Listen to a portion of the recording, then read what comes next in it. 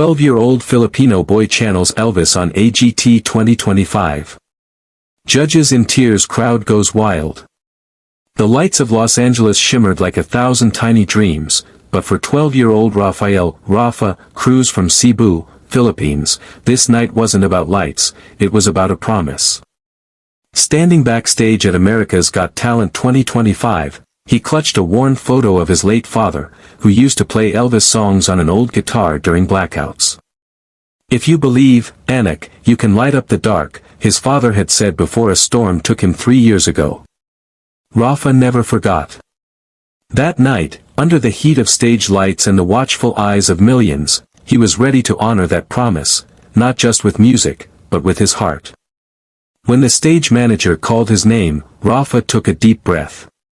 The crowd hushed. From his tiny frame and nervous smile, no one expected much. Simon Cowell raised an eyebrow, curious. "What are you singing tonight?" he asked.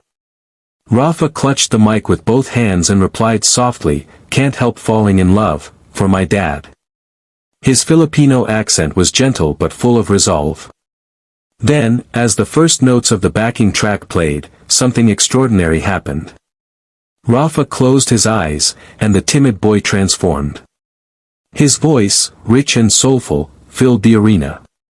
The melody, so familiar, so sacred, seemed to shimmer with emotion.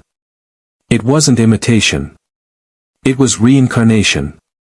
Halfway through the song, as his voice cracked slightly on the word love, the audience leaned in, sensing the truth behind his performance.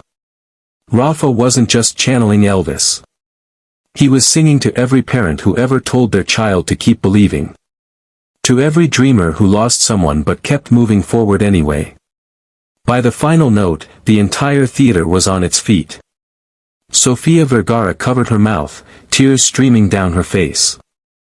Heidi Klum clapped furiously. Howie Mandel whispered, "That was magic." Even Simon, ever the stoic, sat still, eyes glistening, before standing to applaud. The moment was electric, but what happened next turned it into something unforgettable. As the golden confetti began to fall, Rafa didn't run around the stage like most contestants. Instead, he knelt, looked up at the lights, and whispered, "For you, Papa." Then, instead of celebrating alone, he motioned for someone in the audience, his mother, sitting in the back row, to come forward. She shook her head, embarrassed, but the crowd began chanting, "Mama! Mama!" Hesitantly, she stepped onto the stage, tears in her eyes. Rafa wrapped his arms around her and said into the microphone, "She worked 3 jobs so I could come here. This is her golden buzzer." The entire stadium erupted. Simon, visibly moved, leaned forward and asked, "Rafa, what would your dad say if he could see you now?" The boy hesitated, then smiled. "He'd probably say, 'Don't forget to thank your mom.'" The audience laughed through their tears. It was a pure, human moment, unscripted, raw, and full of love. In that instant, it wasn't. Weeks later, during the live finals, Simon introduced Rafa with a voice softer than usual. "Sometimes," he said, "a contestant reminds us why we do this show. Not for fame. Not for fortune. But for moments that connect us as human beings." Rafa, thank you for that reminder. Rafa walked onto the stage, smiling shyly. This time, he wasn't nervous. He carried the spirit of his father, the strength of his mother, and the love of a global audience that had become his family. As he sang, "If I Can Dream," his voice trembled with hope.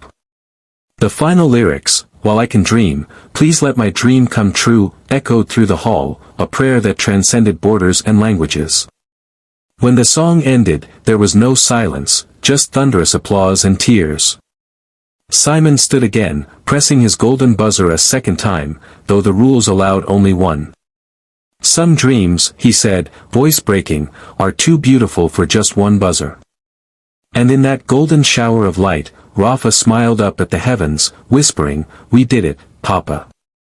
His mother held him close, the world clapping along, not just for a voice, but for a spirit that proved the greatest power isn't talent or fame, but love. Because sometimes, the smallest act of courage, a song sung from the heart of a 12-year-old boy, can remind the world that kindness, hope, and love never die. They just keep finding new voices to sing through.